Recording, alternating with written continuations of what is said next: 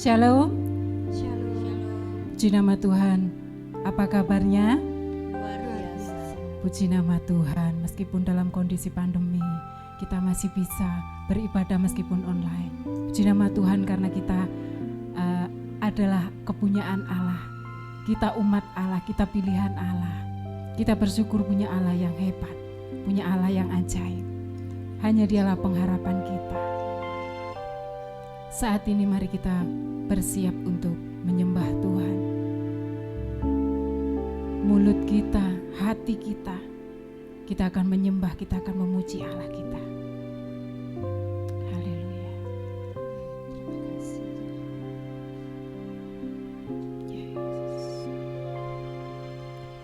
Tuhan, Kaulah pengharapanku.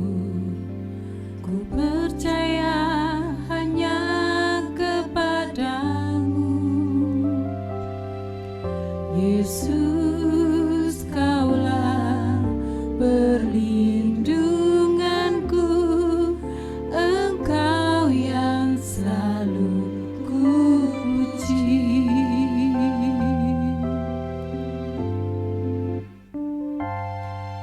Mulutku penuh dengan pujian kepadamu, ya Yesus Tuhan. Sepanjang hari ku beri penghormatan kepadamu, ya Allahku. Hanya Tuhanlah pengharapan kita. Tuhan, Kaulah pengharapanku. Ku percaya hanya kepadamu, Yesus. Kaulah perlindunganku, Engkau yang selalu ku puji. Mari memuji Tuhan.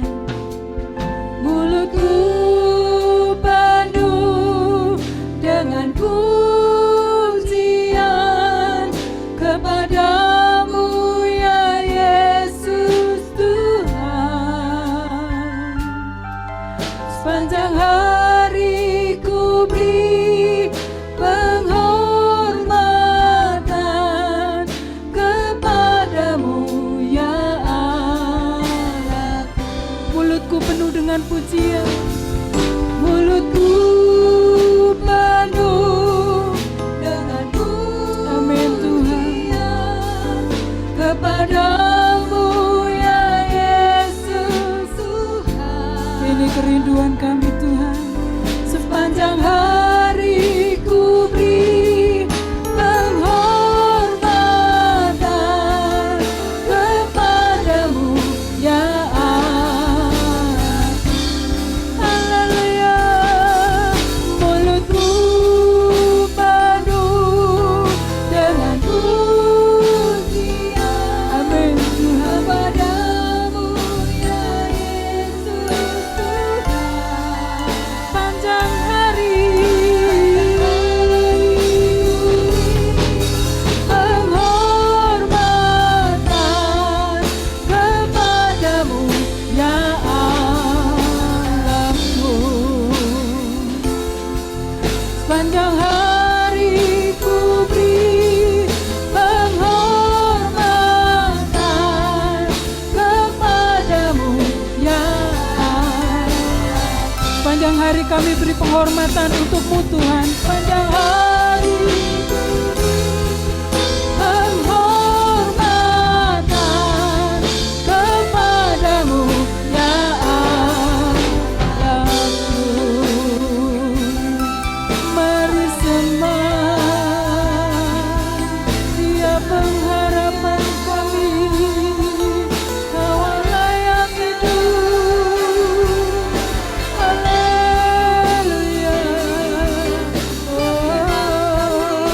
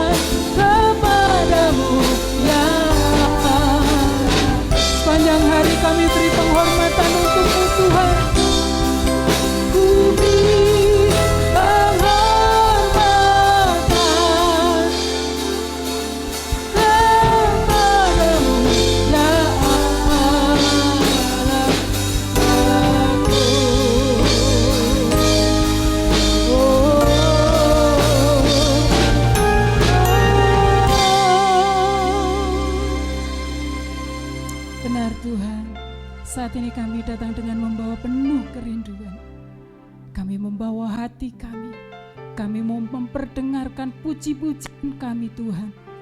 Kami mau menyembah Engkau dengan segenap hati dan jiwa, sebab hanya Engkau-lah Tuhan dan Allah kami. Segala kemuliaan, hormat, dan kuasa hanya bagi-Mu, kekal selama-lamanya. Mari sama-sama yang percaya katakan amin. Puji nama Tuhan. Saat ini saudara, saya punya Allah yang dahsyat. Namanya siapa saudara? Namanya siapa saudara?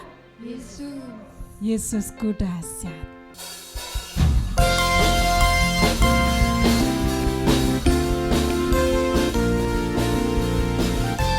Kita punya Allah yang dahsyat. Namanya Yesus. Amin. Alangkah indahnya hidup di dalam Tuhan. Dia mencurahkan berkat dan berlimpah. Alangkah indahnya jalan bersama Tuhan. Dia memberikan kuasa untuk menang. Katakan Allahku dahsyat, hatiku dahsyat, ku teradu kepadamu. Dan Tuhan yang setia di pihakku. Sekali lagi Yesusku, Yesusku dahsyat, tak terbanding kuasamu. Kau yang terhebat terbesar bagiku. Ada berkat yang dicurahkan ketika jalan bersama Tuhan. Amin.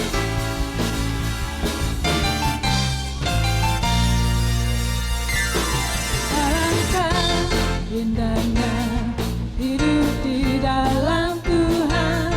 Dia mencurahkan berkat yang berlimpah. Alangkah indahnya jalan bersama Tuhan. Dia memberikan kuasa untuk menang.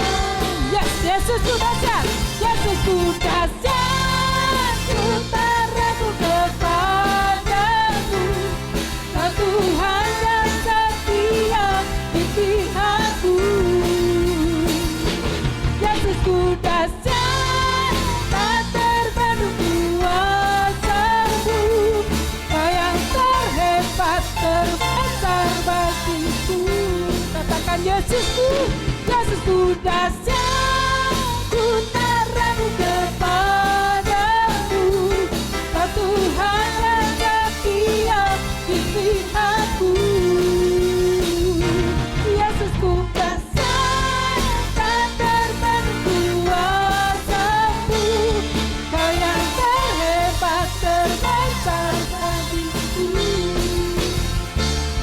Kau yang terhebat terbesar bagiku. Sekali lagi kau yang terhebat. Kau yang terhebat terbesar bagiku.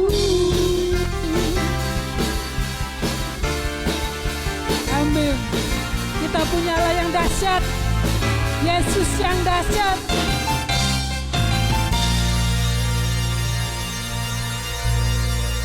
Haleluya. Ada sukacita. Amin. Puji nama Tuhan. Karena Allah kita, Yesus kita tidak hanya Yesus yang dahsyat, namun Dialah Raja segala raja, Raja yang mulia. Yang setuju katakan amin. Amin. Raja mulia.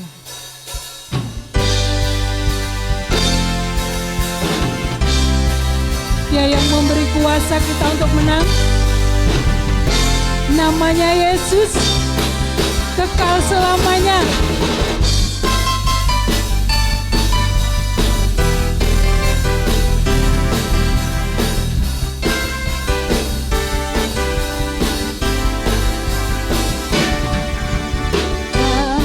Raja mulia. Amin. Allah pemenang, Bapa yang kekal, berkuasa selamanya.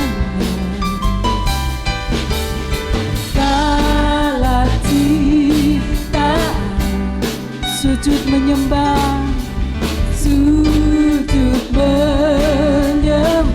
Bagi siapa saudara? Bagi yang mulia, berkuasa selamanya. Katakan kaulah Tuhan. Kaulah Tuhan, kaulah Raja, surga bumi menyembah, sorak-sorai kemenangan. Bagi Raja mulia, kemuliaan. Bagi Allah yang berkuasa selamanya.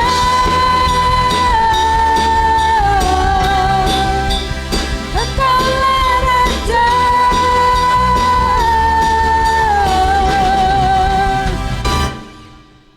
Segala ciptaan sujud menyembah. Bagi siapa? Bagi yang mulia, berkuasa selamanya. Oh, kaulah Tuhan, kaulah Raja, surga bumi menyembah, sorak-sorai kemenangan. Bagi Raja mulia, kemuliaan. Bagi Allah yang berkuasa selamanya.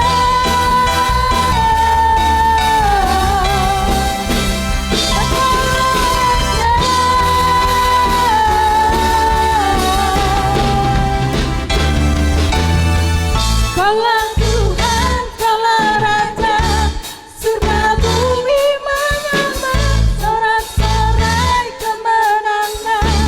Bagi Raja mulia, kemuliaan. Bagi Allah yang berkuasa selamanya. Engkaulah Raja, engkaulah Raja.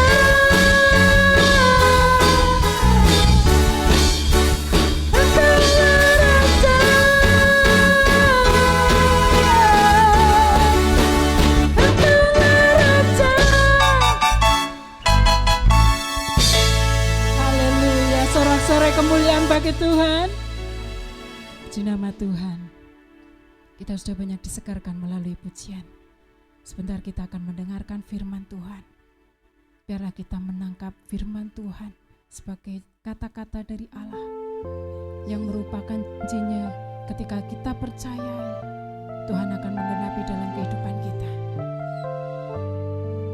Janjimu seperti fajar pagi hari, yang kami percayai Tuhan tak pernah terlambat bersinar.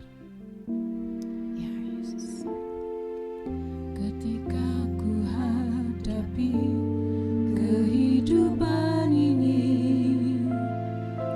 jalan mana yang harus ku pilih?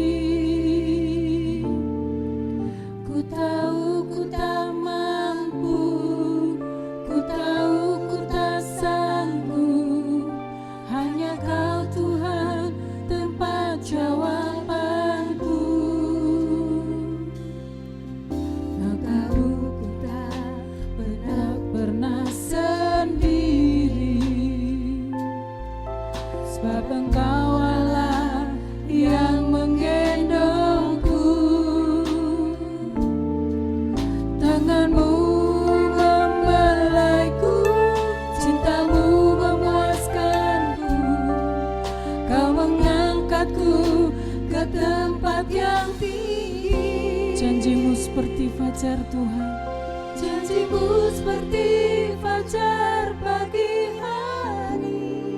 Amin Tuhan. Dan tiada pernah terlambat bersinar.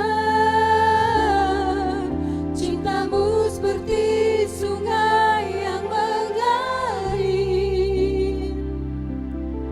Dan ku tahu betapa dalam kasih-Mu. Kami percaya janji-Mu Tuhan. Ketika ku hadapi kehidupan ini, jalan mana yang harus ku pilih? Ku tahu ku tak mampu, ku tahu ku tak sanggup.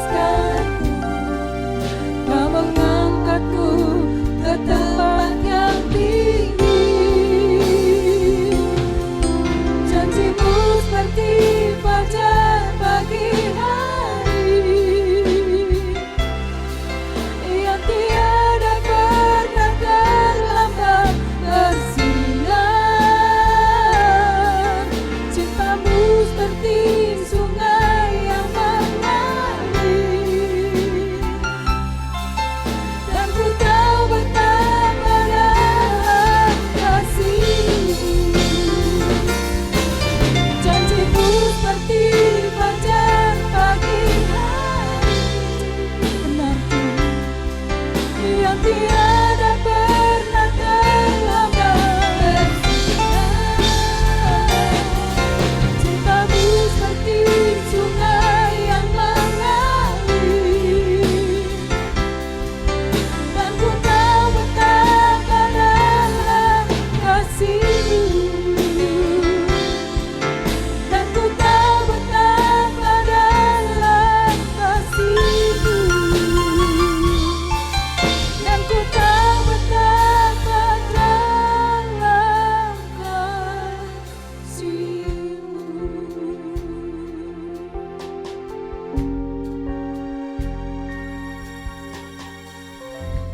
Kami percaya Tuhan, janji-Mu tak pernah Engkau ingkari. Seperti firman-Mu yang selalu Kau perkatakan, selalu ada janji yang akan Kau genapi dalam kehidupan kami ketika kami percaya dengan segenap hati kami, Tuhan. Kami siap untuk menangkap perkataan firman-Mu ya Bapa. Biarlah firman-Mu menjadi pegangan dalam kehidupan kami. Kami yakin, kami percaya Engkau tidak pernah meninggalkan kami. Engkau selalu ada bersama kami Tuhan, menopang kami, menolong kami. Hari-hari kami Tuhan, kehidupan kami Tuhan, kami pasrahkan dalam tangan kuasa. Engkau menjamah setiap hati yang saat ini mendengarkan ya Bapa. Biarlah benih firman Tuhan tertanam dalam hati mereka juga ya Bapa. Terima kasih Yesus, kami siap menyambut firman-Mu. Mari, yang siap menyambut firman Tuhan, mari kita katakan sama-sama, amin.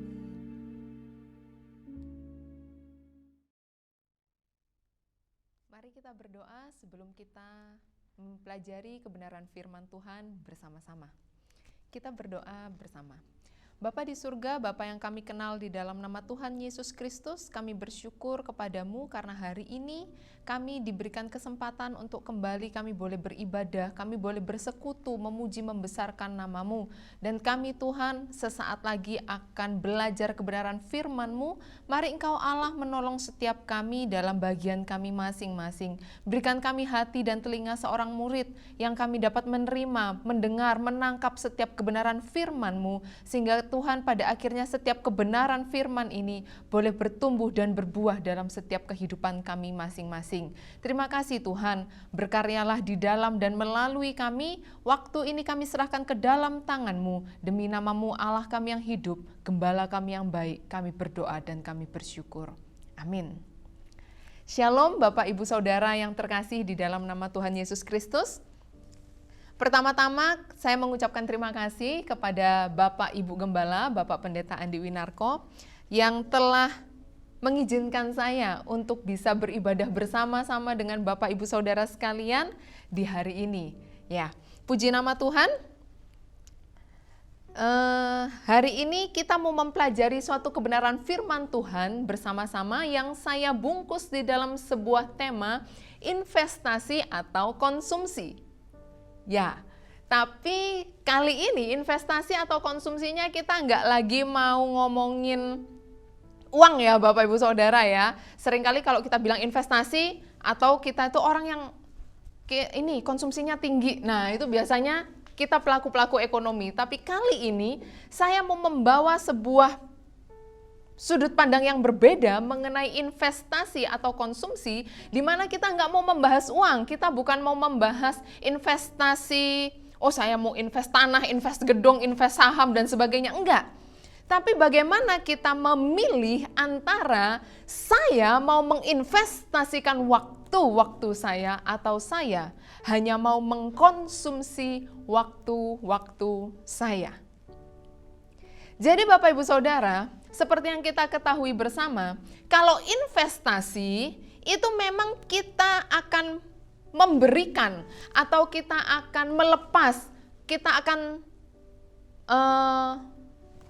kehilangan yang kita punya, tapi bukan untuk hilang, tidak berwujud, tapi untuk hilang atau kita lepas atau kita berikan untuk menjadi sesuatu yang lebih di kemudian hari. Berbeda dengan konsumsi, kalau konsumsi apa yang kita konsumsi itu kita hilang, habis. Dia tidak akan berwujud yang lain di kemudian hari. Karena konsumsi itu berarti kita gunakan, kita pakai dan habis. Tapi kalau investasi itu kita gunakan, kita pakai dan dia akan berwujud lain. Sesuatu yang lebih baik atau terkadang lebih banyak atau mungkin dalam bentuk yang berbeda. Macam-macam. Tapi yang jelas investasi itu tidak membuat kita kehabisan. Nah, berbicara mengenai investasi atau konsumsi dari sebuah waktu. Waktu itu sesuatu yang unik Bapak Ibu Saudara. Seringkali kita yang dekat sama telinga kita itu waktu adalah uang ya. Mungkin itu cocoknya untuk kita-kita yang bisnis kayak gitu ya, kerja. Jadi, telat dikit buka tokonya, sekian sudah berkurang keuntungannya. Nah, makanya waktu adalah uang. Tapi ketika saya mencoba untuk mencari-cari, kata waktu di dalam beberapa bahasa yang lain, ketika kemudian ditarik kesamaan maknanya, maka waktu itu bisa bermakna usia. Dia tidak terlihat, tapi di dalamnya banyak hal menjadi terlihat. Berapa banyak yang kita tahu Bapak Ibu Saudara, sesuatu yang kita lihat awalnya, kokoh ya. Tetapi ketika dimakan usia, baru kita bisa tahu kualitas kokoh yang mana, yang lebih baik, yang ini apa yang ini. Nah, kita taunya dari berapa usia mereka lebih bertahan, berdiri tegak. Atau mungkin, beli barang yang sama, tapi mungkin mereknya berbeda, atau satunya KW1, satunya KW2. Nah, kemudian seiring berjalannya waktu, maka kita akan lihat kualitas yang mana yang lebih baik. Waktu adalah usia. Kita nggak bisa lihat waktu, tetapi di dalam perjalanan waktu, kita dapat melihat sesuatu. Waktu adalah sebuah perjalanan, Bapak Ibu Saudara. Dia tidak bisa diulang, tetapi jejaknya tidak bisa hilang. Maksudnya apa Bapak Ibu Saudara? Kita nggak pernah bisa mengulang waktu. Makanya kalau orang menyesal di akhir itu, andai waktu itu ya, coba waktu bisa diputar mundur. Aduh, kenapa ya waktu itu aku begitu, andai aku bisa mengulang hari itu. Tapi bukankah itu hanya sebatas andai-andai kosong yang gak akan pernah terjadi karena waktu gak bisa diulang. Tetapi jangan pernah lupa, di dalam ketidakbisaannya untuk diulang, jejak yang kita tinggalkan itu gak hilang Bapak Ibu Saudara.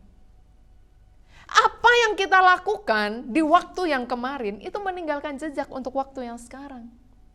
Dia nggak hilang. Untuk itu kita punya pilihan, kita mau tinggalkan jejak yang kayak apa untuk hari ini. Dan hari ini kita mau tinggalkan jejak yang kayak apa untuk hari esok. Karena jejaknya nggak hilang Bapak Ibu Saudara. Itulah waktu. Dia merupakan sebuah perjalanan.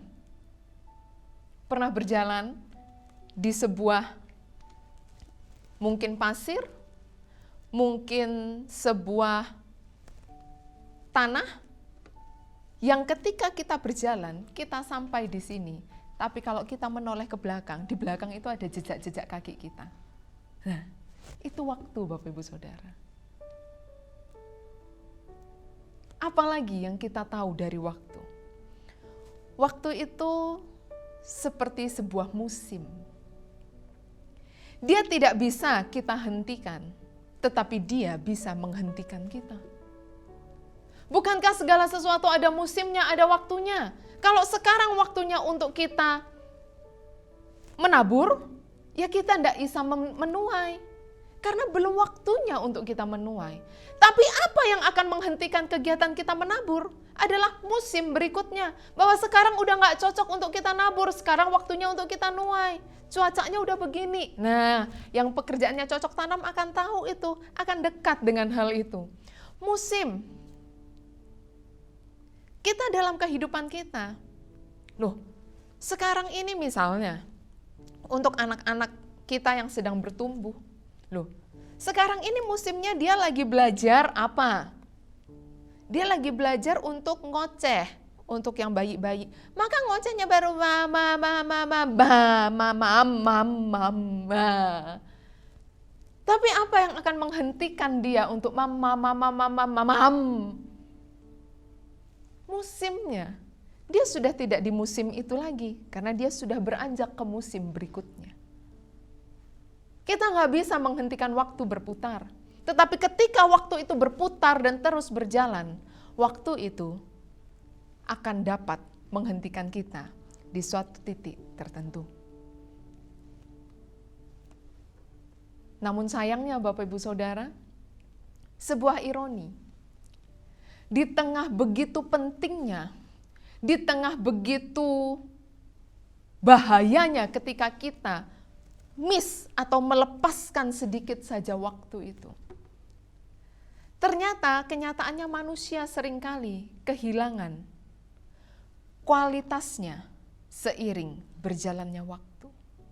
Berapa banyak di antara kita yang memiliki semangat, memiliki suatu gairah, memiliki suatu keinginan yang menggebu-gebu di awal, tapi begitu ada rintangan, begitu ada ini, begitu ada itu, begitu menunggu harus lama, begitu alah sudahlah, gitu aja selesai.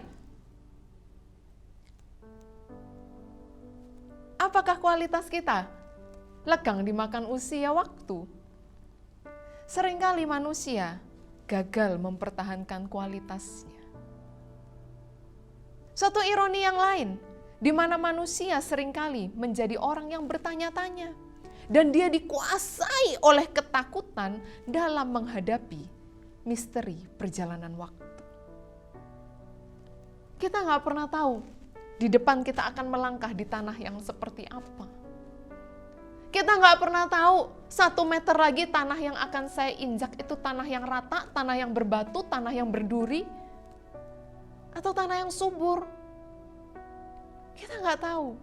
Dan seringkali misteri perjalanan waktu itu bukan membuat manusia untuk cenderung datang kepada Tuhan, tapi dia mengukur segala sesuatunya dan kemudian mulai bertanya-tanya. Dan dia dikuasai oleh rasa takutnya dalam hidupnya. Dan seringkali manusia menganggap sepele waktu yang terus berjalan. Dan selalu mengatakan masih ada hari esok. Loh, bukankah masih ada nanti? Loh, bukankah aku masih baru segini umurnya? Besok aja lah. Loh, bukankah aku masih kecil? Ya sudahlah, nanti aja kalau aku sudah SMA atau kalau aku udah kuliah. Loh, bukankah aku masih terlalu muda? Dan sebagainya. Atau mungkin tidak berbicara usia kita. Tapi kita menganggap, itu kan bisa nanti aja dikerjainnya. Yang itu kan bisa besok aja diselesaikannya. Dan kita membiarkan waktu terlepas begitu saja. Tidak demikian dengan Musa, Bapak Ibu Saudara. Musa adalah pribadi yang tahu bagaimana memaknai dan menjalani perjalanan waktu hidupnya. Itu sebabnya dalam Mazmur 90 ayatnya yang ke-12, Musa berdoa, ajarlah kami menghitung hari-hari kami sedemikian hingga kami beroleh hati bijaksana. Adakah kita, Bapak, Ibu, Saudara, dan saya menaruh perhatian yang sama seperti Musa ketika dia menghitung waktu-waktu hidupnya? Adakah kita berpikir bahwa bagaimana saya harus menginvestasikan waktu yang saya punya sehingga sepanjang hidup saya, waktu yang saya lepas, waktu yang saya jalani, waktu yang saya berikan untuk ini, itu, pada akhirnya berwujud kepada sebuah investasi kekal? Atau hanya berakhir pada konsumsi semata terhadap hal-hal yang fana sementara waktu? Musa dapat memaknai dan menjalani hari hidupnya dengan baik. Itu sebabnya berbicara mengenai investasi atau konsumsi. Hari ini kita mau belajar dari sikap hati Musa dalam memaknai dan menyikapi perjalanan waktu. Kita buka Alkitab kita bersama-sama di dalam Mazmur 90, ayatnya yang pertama sampai dengan yang ke-17. Belajar dari bagaimana Musa memaknai dan menyikapi perjalanan waktu di mana dia meminta Allah sendiri yang memberikan dia hikmat, yang memberikan dia kemampuan untuk menimbang, untuk menghitung, untuk menghargai waktu-waktu yang dia miliki. Sehingga dia berkata, supaya aku bijak Tuhan, supaya aku tahu kemana aku harus membawa hidupku, supaya aku tahu kemana aku harus menginvestasikan waktu-waktuku dan tidak hanya menjadi konsumsi yang kosong. Maka apa yang Musa ketahui, apa yang Musa maknai dan apa yang Musa jalani dalam hidupnya ketika dia mengkonsumsi hari-hari yang di dalamnya dia meminta hikmat dan pertolongan Tuhan. Dalam ayatnya yang pertama dan yang kedua, kita dapat mengetahui bagaimana Musa memandang Allah dalam perjalanan waktunya. Dia mengandalkan Allah sedemikian rupa karena dia tahu di dalam waktu yang dia nggak punya kuasa di atasnya, dia nggak bisa kendalikan, dia nggak tahu di depan ada apa, dan dia nggak bisa mengulang yang di belakang yang sudah terjadi. Yang Musa tahu apa? Ada pribadi yang di atas waktu. Allah adalah Alfa dan Omega. Dia adalah yang awal dan yang akhir. Itu berarti dia nggak diikat oleh waktu, dia nggak dikuasai oleh waktu, melainkan dia adalah pengendali atau penguasa atas waktu. Ayatnya yang pertama dan yang kedua diungkapkan Musa dalam sebuah doa demikian. Tuhan, Engkaulah tempat perteduhan kami turun-temurun. Sebelum gunung-gunung dilahirkan dan bumi dan dunia diperanakkan, bahkan dari selama-lamanya sampai selama-lamanya, Engkaulah Allah. Musa tahu ketika dia menghadapi misteri perjalanan waktu, kekuatannya hanya ada pada Allah. Ketika dia mau menginvestasikan waktu-waktu hidupnya untuk sesuatu yang kekal, bukan hanya untuk konsumsi yang habis di dunia yang fana, yang sementara, maka yang harus dia andalkan adalah Allah. Hal ini sejajar dengan apa yang Yesaya katakan dalam Yesaya 44 ayat 6. Ketika dia menuliskan mengenai Allah yang adalah satu-satunya Allah yang hidup. Di sana dikatakan, Tuhan semesta alam, akulah yang terdahulu dan akulah yang terkemudian. Tidak ada Allah lain selain daripadaku. Dan di Yesaya 48 ayat 12 dikatakan, dengarkanlah aku hai Yakub dan engkau Israel yang kupanggil. Akulah yang tetap sama, akulah yang terdahulu, akulah juga yang terkemudian. Dia Allah yang lebih dari waktu. Kalau kita mungkin merasa takut untuk menghadapi misteri waktu di depan, bukankah kita bisa mengandalkan Allah untuk berjalan bersama dengan kita? Karena dia nggak dikuasai waktu, Bapak Ibu Saudara. Mungkin kalau kita memikirkan, lalu kalau Allah nggak dikuasai waktu, dia menguasai waktu, seperti apa kita bisa mengandalkan dia? Saya kasih sedikit bayangan begini. Kalau yang suka nonton film, ya, kita punya beberapa koleksi film yang berbicara mengenai perjalanan waktu. Ya, Dr. Strange, ya, mungkin ada yang mulai langsung ingat-ingat bagaimana Dr. Strange dengan gaya tangannya itu mengubah perjalanan waktu, ya, dengan bola kristal hijaunya itu. Nah, seret. Oh, bisa balik ke dunia yang mana, bisa balik panggil orang dari zaman kapan, datang ke zaman kapan, ya ampun. Hebat. Ya, untuk yang dulu masih masa kecilnya nonton Doraemon, atau kalau yang sekarang masih adakah film itu, Doraemon, untuk anak-anak kita yang lagi sekolah minggu?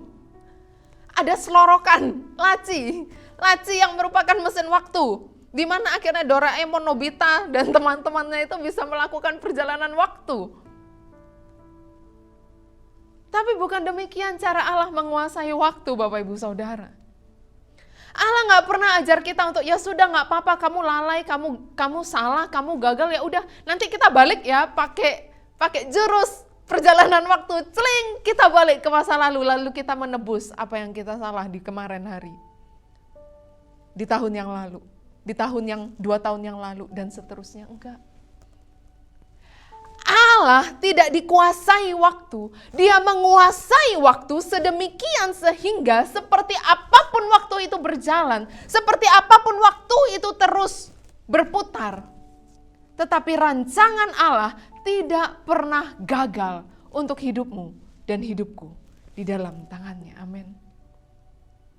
Dia bukan menguasai waktu yang kemudian dia memaksakan waktu ketika rancangannya tidak terjadi, kemudian dia mengulang waktu itu supaya rancangannya terjadi. Enggak, Bapak Ibu Saudara. Allah lebih daripada perjalanan waktu yang kita punya. Itu sebabnya mungkin kita gagal di hari yang lalu.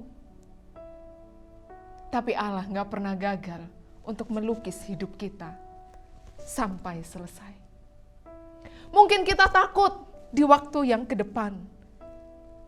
Keadaan semakin gak menentu, situasi semakin sulit. Namun Dia Allah yang gak akan pernah gagal untuk terus memegang saya dan saudara sekalian. Mungkin kita hari-hari ini mulai merasa lelah. Ada yang mulai ya sudahlah, situasi makin susah. Situasi makin gak menentu, ya sudahlah, jalanin aja apa adanya, buka mata, mandi, makan, minum, makan lagi siang, makan lagi sore, mandi lagi sore, tutup mata, selesai. Dan kita mulai menjalankan waktu dan melepas waktu-waktu kita dengan kegiatan yang mungkin kurang berharga, karena gairah atau semangat kita mulai menurun. Perhatikan ini Bapak Ibu Saudara, Dia gak pernah gagal untuk menatang hidup kita, bahkan dalam situasi sulit sekalipun. Gak ada waktu yang lepas dari tangan Allah. Dan kalaupun waktu yang sulit ini datang dalam hidup kita saat ini, Dia bukan Allah yang melepaskan waktu itu berjalan sendiri. Enggak. Dia menguasai segala masa dan Dia ada di segala masa. Andalkan Allah dalam perjalanan waktumu. Sehingga dalam situasi sulit saat ini pun kita tetap dapat investasikan waktu-waktu kita untuk kekekalan. Amin. Bukan hanya untuk mengkonsumsinya supaya ya waktu cepat berlalu dan badai cepat berlalu. Enggak. Tapi kita tetap bisa memaknai waktu demi waktu. Kita tetap dapat menginvestasikan hal-hal berharga dalam perjalanan waktu kita. Karena kita mengandalkan Allah yang melebihi waktu, yang menguasai waktu, yang gak pernah gagal sepanjang perjalanan waktu. Amin. Yang berikutnya yang kita pelajari dari sikap hati Musa dalam memaknai dan menjalani perjalanan waktu. Kita belajar untuk menggunakan waktu yang ada dengan sebaik-baiknya, Bapak Ibu Saudara. Kenapa? Karena berikutnya kemudian Musa menuliskan dalam ayatnya yang ketiga sampai yang ke-17. Dia menggambarkan kehidupan manusia sedemikian sehingga kita perlu menggunakan waktu yang diberikan kepada kita itu dengan sebaik-baiknya. Engkau mengembalikan manusia kepada debu dan berkata, kembalilah hai anak-anak manusia. Sebab di matamu 1000 tahun sama seperti hari kemarin apabila berlalu. Atau seperti suatu giliran jaga di waktu malam. Engkau menghanyutkan manusia, mereka seperti mimpi. Seperti rumput yang bertumbuh, di waktu pagi berkembang dan bertumbuh. Di waktu petang lisut dan layu. Sungguh, kami habis lenyap karena murkamu. Dan karena kehangatan amarahmu kami terkejut. Engkau menaruh kesalahan kami di hadapanmu. Dan dosa kami yang tersembunyi dalam cahaya wajahmu. Sungguh, segala hari kami berlalu karena gemasmu. Kami menghabiskan tahun-tahun kami seperti keluh. Masa hidup kami 70 tahun dan jika kami kuat 80 tahun. Dan kebanggaannya adalah kesukaran dan penderitaan. Sebab berlalunya buru-buru dan kami melayang lenyap. Siapakah yang mengenal kekuatan murkamu dan takut kepada gemasmu? Kemudian dia menempelkan doa yang tadi. Ajarlah kami menghitung hari-hari kami sedemikian hingga kami beroleh hati yang bijaksana. Apa maksudnya? Apakah ketika kita membaca itu kemudian kita, waduh, sebentar kembang, sebentar lalu lisut, lalu waduh, sebentar hanyut, ngeri kali ini waktu. Enggak, Bapak Ibu Saudara. Bukan itu maksudnya. Tapi apa yang dimaksud ketika Musa menuliskan doa ini dalam Mazmur 90?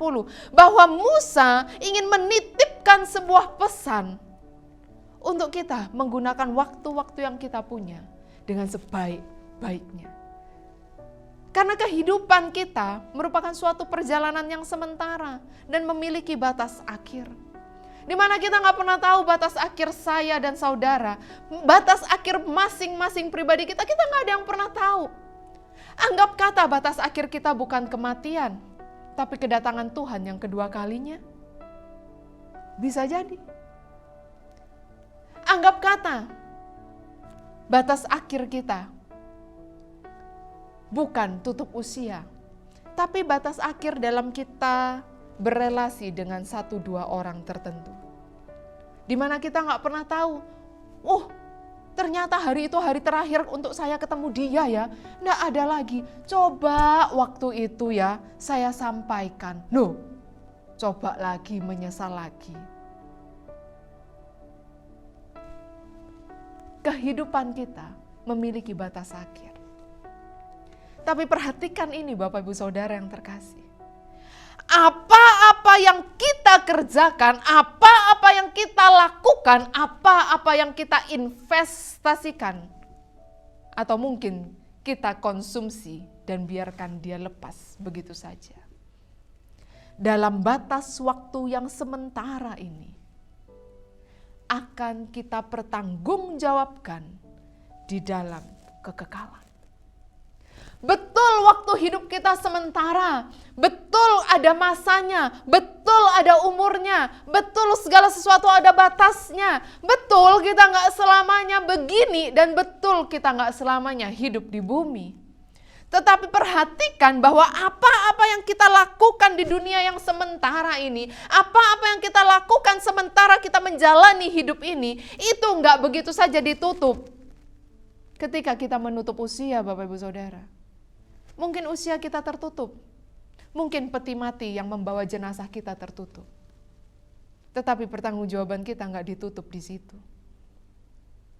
Bukankah ada suatu sidang besar yang akan memperhadapkan kita, di mana di sana kita akan mempertanggungjawabkan apa-apa yang sudah kita lakukan sepanjang masa hidup kita.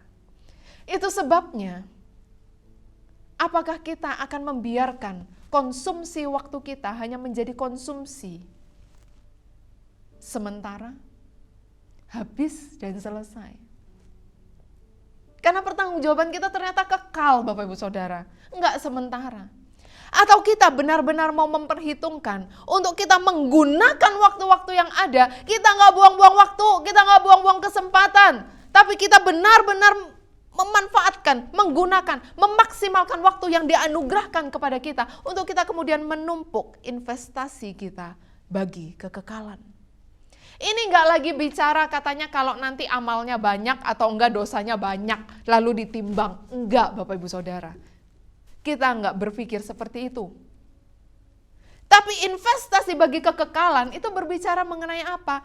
Hal-hal apa yang kita kerjakan semasa hidup kita yang dampaknya itu menghasilkan buah, yang dampaknya itu menjadi berkat, yang dampaknya itu membawa kita bertumbuh, yang dampaknya itu membawa orang lain bertumbuh, yang dampaknya itu membawa kita lebih dekat kepada Tuhan atau orang lain dekat kepada Tuhan. Karena hal-hal yang demikian itulah yang gak akan habis ketika kita usianya habis. Itulah sebabnya Paulus menasihati jemaat di Efesus. Dan dia berkata apa dalam Efesus 5 ayat 15? Karena itu perhatikanlah dengan saksama bagaimana kamu hidup. Janganlah seperti orang bebal tetapi seperti orang arif. Dan pergunakanlah waktu yang ada karena hari-hari ini adalah jahat. Sebab itu janganlah kamu bodoh, tetapi usahakanlah supaya kamu mengerti kehendak Tuhan. Dan janganlah kamu mabuk oleh anggur karena anggur menimbulkan hawa nafsu. Tetapi hendaklah kamu penuh dengan roh. Dan berkata-katalah seorang kepada yang lain dalam mazmur, kidung puji-pujian dan nyanyian rohani. Bernyanyilah dan bersoraklah bagi Tuhan dengan segenap hati.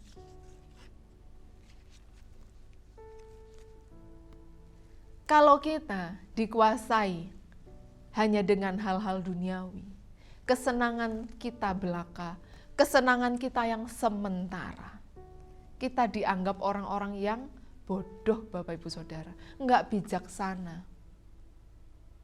Tapi apa yang firman Tuhan mintakan untuk kita perlakukan terhadap waktu-waktu yang kita punya? Pergunakanlah dengan baik. Pergunakanlah dengan baik. Dan dikatakan apa? Jangan bodoh, tapi ketahuilah, kenalilah, dan dapatilah. Dan kemudian lakukanlah apa? Kehendak Allah. Usahakanlah supaya kamu mengerti kehendak Allah. Kehendak Tuhan. Apa yang Tuhan kehendaki untuk kita lakukan dalam masa hidup kita. Itulah yang kemudian akan menjadi investasi waktu kita. Bukan konsumsi kosong yang kemudian buyar, bubar, hilang. Enggak. Sudahkah kita menanyakan rencana kita kepada Tuhan? Sudahkah kita membawa angan-angan kita, mimpi kita kepada Tuhan dan bertanya, Tuhan, apa tuntunanmu? Apakah Tuhan mengkehendaki saya melakukan ini apa enggak? Tuhan boleh enggak ya kalau saya mau rencana begini? Tuhan baik enggak ya kalau saya berencana begitu? Atau semua rencana kita hanya untuk mengikuti ambisi pribadi kita, yang dimana kita nggak pernah libatkan Tuhan di dalamnya. Sehingga nggak ada usaha, nggak ada kerinduan, nggak ada kesadaran untuk kita mencari kehendak Tuhan dalam setiap rencana kehidupan kita. Apa artinya rencana kehidupan kita kalau Tuhan nggak ada di dalamnya, Bapak Ibu Saudara? Nggak ada artinya. Karena boleh banyak rencana orang, tapi apa? Kehendak Tuhan yang terlaksana. Bukankah begitu indahnya ketika kehendak kita, rencana kita, planning kita, mimpi-mimpi kita sejajarkan dengan kehendak Tuhan dalam hidup kita. Kita pertemukan, sehingga jalannya itu enak, cocok. Dan kemudian itu menjadi investasi. Yang waktu kita pertanggungjawabkan dalam kekekalan itu, kita bisa berkata apa? Tuhan, saya sudah berusaha mengikuti kehendak-Mu dalam hidupku. Atau mungkin nanti kebalik, loh kenapa itu semua rencana-rencana itu rencana-rencanamu sendiri? Nggak ada rencanaku dalam rencanamu itu. Nah, kalau begitu gimana Bapak Ibu Saudara? Pergunakan waktu-waktu yang ada dengan sebaik-baiknya.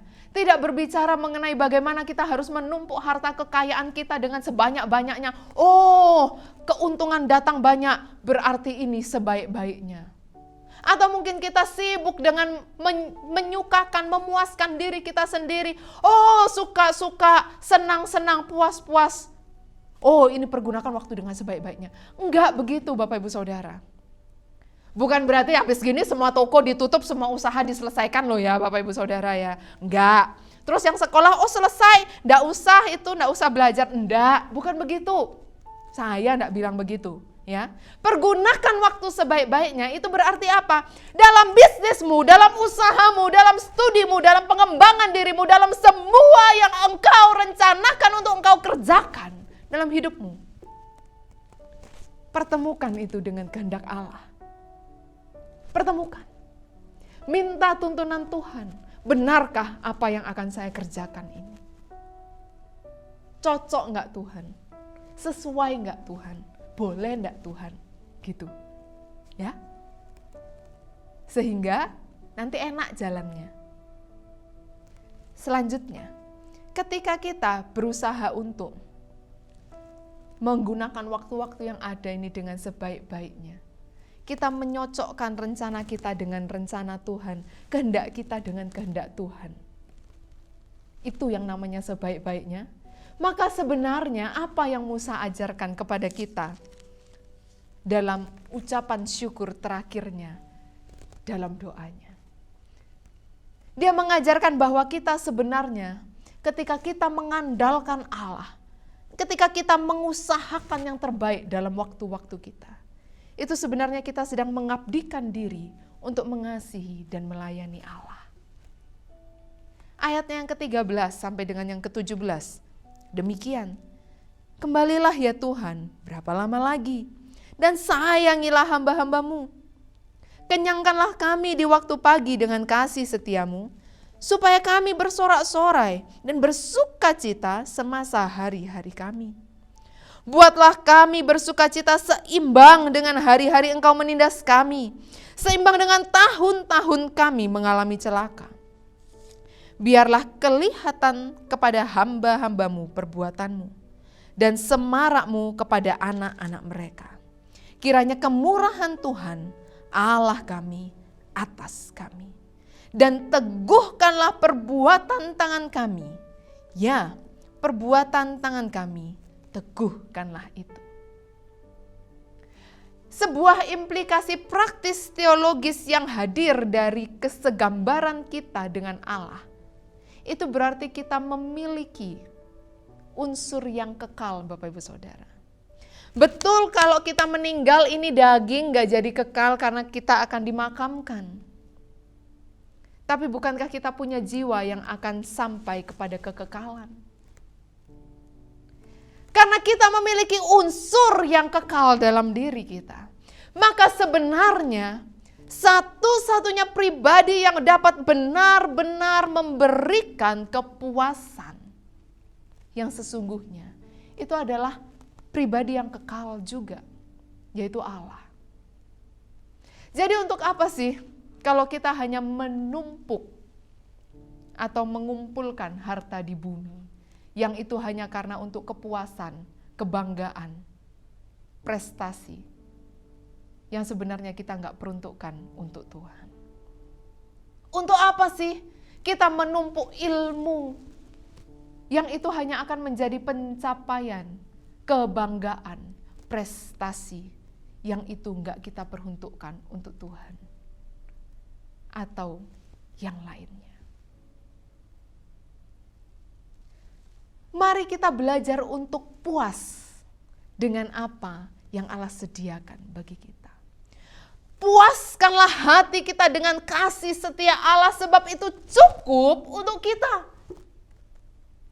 Kalau kita merasa segini saya punya, saya masih belum puas, saya masih harus menambah lagi, tapi kemudian hal itu membawa kita untuk menghabiskan waktu untuk konsumsi saja dan bukan untuk investasi. Berani untuk tinggalkan itu, Bapak Ibu Saudara. Bukan dilepas semua, tinggalkan dalam artian mungkin yang kita lakukan tetap sama, bisnis kita tetap sama, pekerjaan kita tetap sama, tapi motif di baliknya kita ubah. Tujuan, pendorong di dalam sini kita ubah. Bukan karena kita tidak puas dengan apa yang kita punya, karena Allah cukup untuk memuaskan kita. Bukan karena kita tidak puas. Tapi ya marilah kita melihatnya bahwa apa? Ini tanggung jawab saya selama saya hidup. Tuhan percayakan, saya kelola. Maka ketika seperti itu, kita akan selalu punya hati untuk mengabdikan diri, untuk mengasihi dan melayani Tuhan. Kita nggak tersedot hanya untuk apa? Karena saya belum puas numpuk ini. Ini tercapai, yang ini belum. Ini tercapai, yang itu belum. Itu tercapai, yang itu belum. Akhirnya konsumsi waktu kita sibuk hanya untuk hal-hal yang kita rasa kita belum puas. Bukankah Allah yang akan mengokohkan dan meneguhkan apa-apa yang kita buat? Untuk itu, puaslah dengan seluruh kemurahan Allah dalam hidupmu. Ucapkanlah syukur itu dari dasar hati kita yang paling dalam. Cukupkanlah diri kita dengan apa yang Tuhan kerjakan, dengan kasih setianya, dengan rahmat dan pemeliharaannya. Sehingga ketika hati kita merasa puas, kita merasa cukup, maka waktu-waktu yang kita lakukan itu bukan untuk menumpuk apa-apa yang hanya untuk saya. Tetapi kita bisa menumpuk apa-apa yang untuk investasi kekekalan. Kita bisa memberikan waktu kita bisa memberikan diri kita bisa memberikan apa yang kita punya, apa yang kita bisa. Karena kita nggak lagi dikejar dengan rasa kurang dan rasa nggak puas. Sehingga semuanya harus ditumpuk dan diperuntukkan untuk saya. Kita bisa memberi. Kita bisa berbagi. Mengasihi, memberi kasih. Melayani, memberi layanan. Ya? Serahkanlah kehidupan kita seutuhnya untuk menggenapi rencananya. Engkau yang masih studilah untuk kemuliaan Allah. Jangan pernah lupa, hidupmu, hikmatmu, studimu itu juga dari Tuhan. Engkau yang bekerja, berusaha, membuka usaha, atau mungkin bekerja jadi pegawai karyawan di suatu tempat. Bekerjalah, lakukanlah itu untuk Tuhan. Bukan karena engkau mencari kepuasan diri sendiri. Bukan karena engkau ingin membayar hutang-hutang masa lalu. Bukan karena engkau ingin membayar atau ingin kompensasi dari apa yang belum bisa engkau punya, apa yang belum bisa engkau capai. Tapi lakukan itu dengan kasih. Sehingga itu berbuah indah. Lakukanlah itu dengan suatu hati yang mengasihi dan melayani. Karena sesungguhnya perjalanan waktu merupakan pertandingan iman menuju kekekalan. Itu sebabnya Paulus berkata, "Tidak tahukah kamu bahwa dalam gelanggang pertandingan semua peserta turut berlari, tapi bahwa hanya satu orang saja yang mendapat hadiah? Karena itu larilah begitu rupa, sehingga kamu memperolehnya. Tiap-tiap orang yang turut mengambil bagian dalam pertandingan menguasai dirinya dalam segala hal. Mereka berbuat demikian untuk memperoleh suatu mahkota yang fana. Tetapi kita untuk memperoleh suatu mahkota yang abadi. Sebab itu, aku tidak berlari tanpa tujuan dan aku bukan petinju yang sembarangan saja memukul. Tetapi aku melatih tubuhku dan menguasainya seluruhnya. Supaya sesudah memberitakan Injil kepada orang lain, jangan aku sendiri ditolak." Suatu pesan yang indah. Bahwa kalau kita dalam hidup kita hanya untuk menyelesaikan dengan sembarangan, hanya untuk menyelesaikan bagi kepuasan kita saja, hanya untuk menyelesaikannya sudahlah, supaya ada kesibukan saja. Jangan-jangan nanti akhirnya kita sendiri yang gak punya investasi kekekalan. Kita sendiri yang gak menang dalam pertandingan kehidupan kita. Tapi kalau kita menguasai diri kita sedemikian sehingga waktu-waktu yang kita punya, kita pastikan. Saya lakukan ini karena saya tahu ini berguna untuk ini. Saya lakukan ini karena saya tahu ini akan membawa saya untuk bertumbuh. Saya melakukan ini karena saya tahu ini akan memberkati dia. Saya lakukan ini karena saya tahu ini akan membawa saya mengenal Tuhan. Saya lakukan ini karena saya tahu ini dan itu, ini dan itu. Kita nggak sembarangan dengan waktu kita. Maka disitulah akhirnya ajar kami Tuhan menghitung hari-hari. Agar kami dapat hati yang bijaksana. Itu dapat mulai kita pelajari. Dapat mulai kita jejaki satu-satu, pelan-pelan. Gagal dicoba lagi. Tapi kita enggak begitu saja melepas waktu-waktu yang berjalan. Sudah enggak ada waktu yang cukup, Bapak Ibu Saudara, untuk kemudian kita berkata, "Alah, Sudahlah, nanti aja itu diperbaikinya. Memang orangnya begitu, mau minta maaf sekarang juga nanti begitu lagi. Kesel tahu nggak sini hati. Nggak ada waktu untuk menunda kita hidup berdamai. Waktu kita terus berjalan. Berdamailah selama engkau bisa berdamai. Nggak ada waktu untuk kita menunda, untuk melakukan hal-hal yang baik. Mungkin besok sudah nggak bisa lagi. Nggak ada waktu untuk kemudian kita menunda, besok aja saya mulai baca Alkitab, hari ini masih ada ini, masih ada itu. Toh Alkitabnya saya punya, nggak kemana-mana, betul. Alkitabnya kita punya. Apakah hari esok masih kita punya atau enggak? Pujian penyembahan nanti aja. Kalau sudah, biasalah nanti ucapan syukur kalau ininya udah ini, baru saya mengucap syukur, memuji, menyembah. Jangankan kalau udah ini. Nanti 1 jam lagi saja, kita nggak tahu Bapak Ibu Saudara, kita akan hadapi apa. Hargai waktu-waktu kita. Jangan tunda. Sudah tidak ada cukup waktu untuk kita menunda. Sudah nggak ada cukup waktu untuk kita mengabaikan. Karena ini adalah waktu-waktu terakhir. Ini masa penuaian dan masa penampian. Di mana Allah sungguh-sungguh mau membawa setiap jiwa yang bertumbuh, setiap jiwa yang berbuah akan benar-benar dibawa masuk ke lumbung Allah. Untuk itu, mari kita belajar menghargai waktu yang kita punya. Kalau kita mau tahu seberapa berharganya 1 tahun, coba tanya sama orang yang pernah tinggal kelas, nggak naik kelas, gagal. Kalau mau tahu seberapa berharganya 1 bulan, Bapak Ibu Saudara, kalau ada di antara kita yang mungkin pernah mengalami kelahiran prematur, Bapak Ibu Saudara, itu merupakan suatu pengalaman yang mungkin membekas bagi ibunya ya. Dan itu mungkin waktu lahir prematur ya berat badannya nggak semestinya berat bayi normal dan sebagainya. Coba bisa dipertahankan 1 bulan lagi saja. Itu harganya, artinya 1 bulan. Jangan tunda walaupun hanya 1 bulan saja. Kalau ada yang mau tahu berapa harganya 1 minggu, Bapak Ibu Saudara coba tanya orang-orang yang bekerja sebagai buruh mingguan. Di mana 1 minggu saja dia tidak bekerja, maka itu berarti dia tidak bisa makan. Kalau kita mau menanyakan berapa harganya 1 hari, coba tanya sama buruh harian, upah sehari untuk makan sehari. 1 jam, coba tanya yang kaum muda, cewek-cewek, cowok-cowok, nanti jam 4 mau janjian ketemuan, sekarang jam 3, 1 jam itu terasa aduhai. Ya? Lama. 1 jam sebenarnya kita bisa ngapa-ngapain. Banyak hal yang bisa kita lakukan. 1 menit.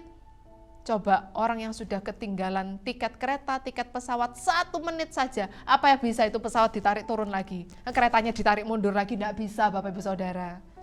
Tidak bisa. 1 menit saja itu berharga untuk kita buang. Terlalu berharga. 1 detik. Pernah enggak mengalami begini? Untung telat 1 detik keserempet aku. Orang-orang yang luput dari maut dalam hitungan detik akan menghargai betapa berharganya 1 detik yang menghindarkan dia dari kecelakaan itu. Dan pelari yang kemudian disalib di detik terakhir dan kemudian persis mau menyentuh garis finish, bedanya milidetik dan dia menjadi juara 2. Artinya apa? Tidak ada waktu sekecil apapun itu yang cocok untuk kita buang, yang cocok untuk kita abaikan, yang cocok untuk kita sepelekan. Mari kita manage dengan sebaik mungkin kegiatan-kegiatan kita. Kita nggak bisa mengatur waktu, waktunya harus diperlambat, dipercepat. Itu kita nggak bisa. Tapi yang bisa kita lakukan adalah kita mengatur setiap kegiatan kita dalam berjalannya waktu. Sehingga semua kegiatan yang kita lakukan dalam waktu-waktu yang berjalan, itu merupakan kegiatan-kegiatan yang di dalamnya Allah dipermuliakan. Kita bertumbuh kepada Allah. Orang-orang di sekeliling kita diberkati dan dibawa untuk mengenal Allah. Tuhan memberkati. Kita datang kepada Tuhan, kita berdoa. Kita mau membawa hati kita, hidup kita kepada Tuhan. Kalau ada di antara kita yang selama ini mungkin terkadang kita menganggap sepele waktu-waktu yang ada. Atau mungkin ada yang mengalami ketakutan dalam menghadapi waktu di depan. Ada yang menghadapi suatu penyesalan dalam waktu-waktu yang sudah berlalu. Atau mungkin ada yang menghadapi suatu hal yang gak pasti. Mari kita mau membawa perjalanan waktu kita hari ini ke dalam tangan Tuhan. Kita mau meminta Allah untuk hadir dalam waktu-waktu hidup kita. Sehingga kita akhirnya bisa maksimal dalam penggunaan waktu yang kita miliki. Haleluya, haleluya, haleluya Yesus, haleluya. Bapa dalam kerajaan surga yang mulia, hamba berdoa kepadamu. Dimanapun kami berada saat ini, kami mengikuti ibadah ini Tuhan. Biarlah Engkau Allah sendiri yang boleh hadir dalam hidup kami pribadi lepas pribadi. Biarlah Engkau Allah sendiri yang boleh hadir menolong kami pribadi lepas pribadi. Untuk kami boleh kemudian memahami. Dan kemudian kami boleh menangkap dan melakukan apa yang Engkau mau sampaikan kepada hidup kami secara pribadi. Tuhan, hamba berdoa menolong hamba-hambamu, anak-anakmu yang mungkin dikuasai dengan ketakutan dalam perjuangan waktunya. Tuhan, berikan suatu keteguhan hati di mana bahwa Engkau Allah akan selalu menjaga dan menolong kehidupan kami. Kami-kami yang menghadapi penyesalan, yang mungkin kami seperti nggak bisa melihat masa depan karena kami menyesali masa lalu. Tuhan, mari bangkitkan semangat kami. Karena ada Tuhan dalam sejarah waktu kami. Kami yang mungkin terbiasa menyepelekan waktu, mengumbar-ngumbar waktu kami, ampuni kami Tuhan, ampuni kami.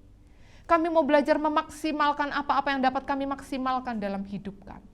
Tuhan, tolong kami sertai setiap kami, berikan kami hati yang bijaksana untuk kami dapat menimbang dan menghitung waktu-waktu yang Tuhan berikan, sehingga kami dapat menginvestasikan hal-hal yang berguna bagi kekekalan untuk kerajaan Allah. Terima kasih Tuhan, terpujilah nama-Mu. Kami serahkan kehidupan kami ke dalam tangan-Mu.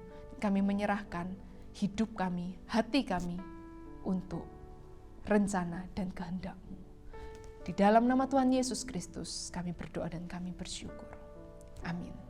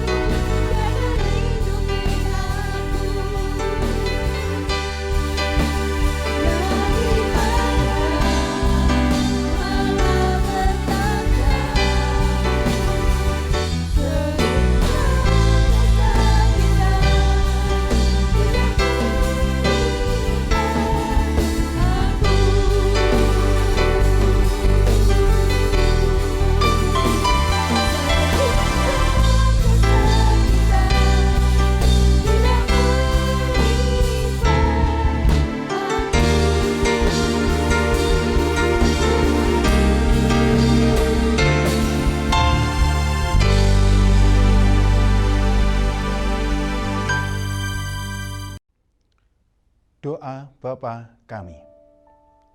Bapa kami yang di surga, dikuduskanlah namamu, datanglah kerajaan-Mu, jadilah kehendak-Mu di bumi seperti di surga.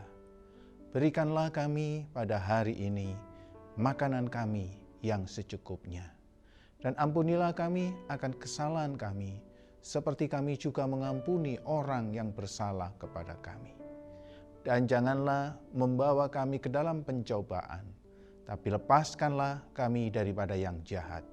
Karena Engkaulah mempunyai kerajaan dan kuasa dan kemuliaan sampai selama-lamanya. Amin. Kiranya Tuhan akan memberkati setiap kami pada saat ini yang mengikuti ibadah, walaupun Tuhan kami mengikuti ibadah di rumah kami masing-masing. Tetapi kami yakin kuasa Tuhan terus menjamah kehidupan kami. Dan hamba berdoa buat seluruh jemaat-jemaat-Mu, kiranya Tuhan menyertai, memberkati mereka, melindungi mereka. Apabila ada yang sakit, kiranya bilur Yesus, darah Yesus menyembuhkan mereka. Dan apabila mereka sedang bergumul dengan persoalan mereka, Tuhan Yesus menjadi penolong di dalam mengatasi persoalan mereka. Dan apabila iman mereka sedang tawar hati, ingatkan dan teguhkanlah, bangkitkan iman percaya mereka kepada Tuhan Yesus. Kiranya Tuhan akan memberkati, baik di dalam setiap usaha mereka, pekerjaan mereka, rumah tangga mereka, pendidikan mereka, keluar masuk mereka. Tuhan juga memberkati bangsa dan negara kami Indonesia. Kiranya Kau memberikan hikmat marifat kepada para pemimpin bangsa kami. Bapak Presiden, Wakil Presiden, Bapak-Bapak yang ada di dalam jajaran Tuhan, yang baik dari tingkat atas maupun tingkat bawah, TNI Polri untuk menjaga keamanan. Dan juga Tuhan akan menolong untuk kami bisa melewati pandemi COVID-19 ini. Kiranya Tuhan yang akan menolong dalam program vaksinasi supaya tercapai ya Tuhan. Mari Tuhan akan melindungi kami semuanya. Oleh karena itu pada saat ini, mari Bapak Ibu Saudara kita mengangkat tangan. Kiranya berkat kasih setia Allah Bapa, damai sejahtera dari Tuhan kita Yesus Kristus, kekuatan serta penghiburan dari Roh Kudus akan menyertai engkau secara luar biasa sampai Tuhan Yesus datang kedua kalinya menjemput kita. Mari kita yang percaya mengatakan amin. Dan saya berharap buat seluruh jemaat kiranya kita tetap sehat, tetap semangat, dan saya terus berdoa kiranya Tuhan akan melindungi, mengaruniakan kekuatan kesehatan, dan memberkati dalam kebutuhan ekonomi Bapak Ibu Saudara. Dan terapkan protokol kesehatan, dan kiranya Tuhan memberkati kita semua. Salam.